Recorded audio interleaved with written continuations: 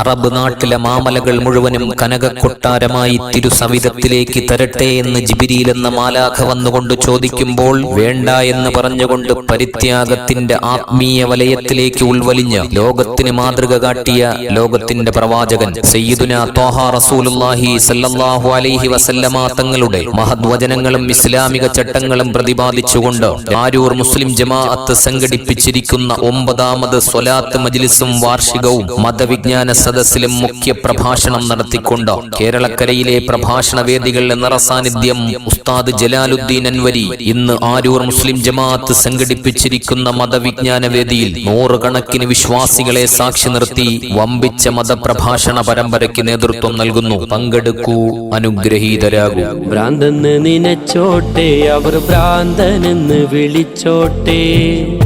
എന്നാലും എൻ്റെ ഹബീബ്